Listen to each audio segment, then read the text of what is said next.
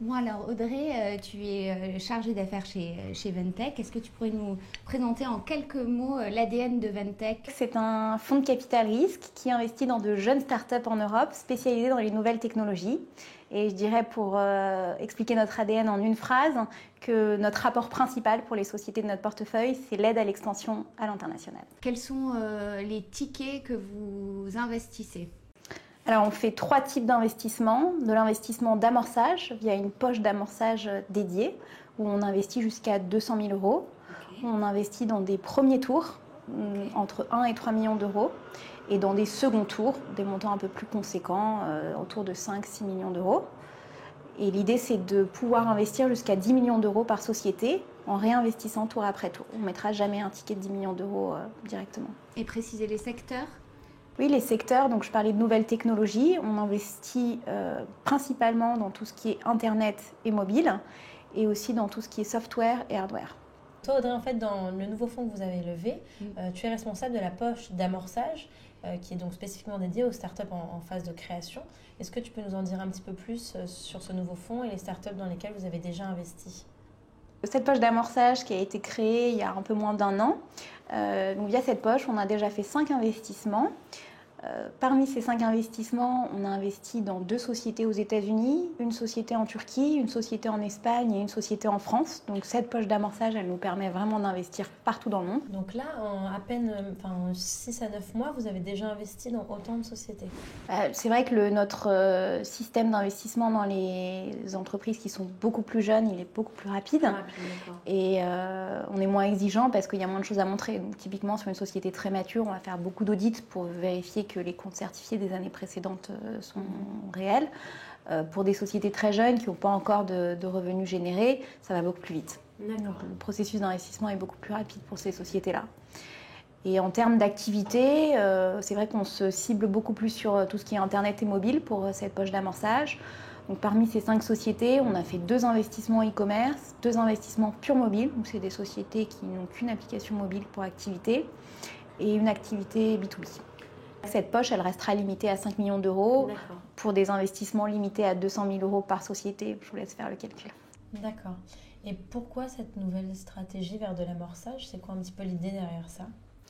L'idée, c'est de réussir à déjà aider l'écosystème entrepreneurial français. C'est vrai qu'on s'est aperçu qu'il y avait un moment après les premiers business angels ou tout ce qui est friends and family, c'est-à-dire l'argent qui est offert ou prêté par la famille des entrepreneurs. Et le premier tour, il y avait quand même un gros trou, un trou de financement. C'est-à-dire qu'il y a peu d'acteurs dans la chaîne qui sont disponibles pour investir à ces moments-là. Et du coup, nous qui investissons en premier tour et second tour, on a besoin d'acteurs qui ont déjà investi avant pour pouvoir trouver des sociétés qui sont arrivées jusque-là. Donc déjà, ça nous semblait important de remplir ce trou dans l'écosystème. Et ensuite, pour nous, c'est des opportunités de rentrer dans des sociétés qui ont beaucoup de potentiel. Donc il y a un fort risque sur ces investissements-là, puisque encore rien n'a été démontré, mais les retours peuvent être très intéressants, vu qu'on investit en général à des valorisations beaucoup plus faibles que quand on investit dans des tours plus supérieurs. Maintenant, on va parler un petit peu comment ça se passe chez vous vraiment de l'intérieur. Combien vous recevez de dossiers à peu près par an? Et puis, quand un dossier vous intéresse, qu'est-ce qui se passe? Ok, je vais dévoiler les dessous de Ventec alors. Concrètement, on reçoit un peu moins de 1000 dossiers par an. Il faut les étudier. Quand un entrepreneur nous envoie son dossier, donc un dossier c'est un executive summary, un teaser, un mémo d'investissement, on pourra en revenir plus en détail là-dessus si vous le souhaitez. Après la réception de ce dossier, sous 2 ou 3 jours, l'entrepreneur reçoit une réponse de notre part disant qu'on est en train d'étudier le dossier. Et puis sous 7 à 10 jours, il reçoit un premier feedback. Ce feedback lui expliquant soit pourquoi on ne peut pas investir dans son projet. Alors on personnalise évidemment toutes les réponses puisqu'on lit tous les dossiers. Et soit lui dire qu'on est intéressé, qu'on aimerait aller plus loin avec lui. Et dans ce second cas, on met en place un rendez-vous entre un des partenaires de Ventec, celui qui est le plus approprié par rapport au secteur de la société en question, et l'équipe en fait de la société, l'entrepreneur principal et ses cofondateurs, s'il en a. Et en général, ce rendez-vous, il a lieu 1 à 2 semaines après l'envoi du dossier initial. Et ensuite, si tout va bien, on continue les rendez-vous et l'étude des projets. En général, justement, par rapport au moment où la personne vous a envoyé le dossier, il faut espérer combien de mois si jamais vous êtes intéressé pour investir et que vous y allez? Ça prend combien de mois à peu près? Ça dépend beaucoup en fait de la start-up en question. Une entreprise qui est très mature, elle va nécessiter beaucoup plus de due diligence, beaucoup plus d'audit qu'une entreprise qui est toute jeune. Donc je dirais qu'en moyenne, on peut investir en 1 mois dans une société en amorçage, donc très jeune, et puis 2-3 mois dans une société un peu plus mature. Encore une fois, ça dépend vraiment de la réactivité des entrepreneurs, de la concurrence. Est-ce qu'il y a d'autres fonds qui sont intéressés également par la société, ou est-ce qu'on est tout seul? Est-ce qu'il y a déjà un pacte d'actionnaires qui est créé et dans ce cas-là, on n'a plus qu'à rajouter nos propres clauses, mais on s'appuie sur quelque chose, ou est-ce qu'on repart depuis le début? C'est très variable. C'est intéressant justement cette notion de concurrence entre les fonds, parce que c'est vrai que vous aussi, les fonds, vous cherchez aussi les meilleures pépites. Et comment vous faites pour trouver les meilleures pépites? C'est vrai qu'on ne voit pas souvent ce côté-là de notre métier. Alors, comme on l'a dit en début d'interview, chaque fonds a son positionnement très précis, ce qui fait qu'on ne regarde pas tous les mêmes sociétés et que notre cible d'investissement n'est pas la même. Donc, certaines sociétés dans lesquelles certains fonds investiraient, nous, on ne serait peut-être pas intéressés. Par contre, c'est vrai qu'il y a des sociétés sur lesquelles on est en concurrence. Alors, je pense qu'il ne faut pas trop parler de concurrence, parce que globalement, les fonds sont confrères, c'est-à-dire qu'on peut co-investir dans une même société. Donc c'est assez rare qu'on arrive dans une configuration où c'est impossible de travailler ensemble, c'est impossible de se partager entre guillemets un tour et c'est impossible de collaborer. Mais ça arrive sur des petits tours où un seul fonds peut intervenir, qu'il y ait des guerres de valorisation, c'est-à-dire que chaque fonds envoie une term sheet et l'entrepreneur a le choix du roi. Souvent, les entrepreneurs vont aller chercher la meilleure valorisation. Nous, ce qu'on conseille aux entrepreneurs, c'est quand même de regarder aussi l'acteur en question, le fonds. Comme je le disais, chaque fonds a ses spécialités et chaque fonds a ses arguments et ses avantages. Bon, c'est vrai que nous, on insiste beaucoup sur l'expansion à l'international, mais d'autres fonds ont d'autres arguments.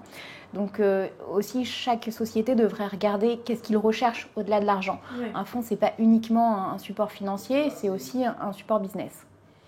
Est-ce qu'il y a un petit peu un standard qui est attendu? C'est-à-dire que, notamment pour les sociétés en amorçage, au démarrage, quand elles font une première levée de fonds, l'investisseur, lui, son état d'esprit, c'est de prendre à peu près vers 30% du capital. Je crois que c'est difficile de raisonner comme ça.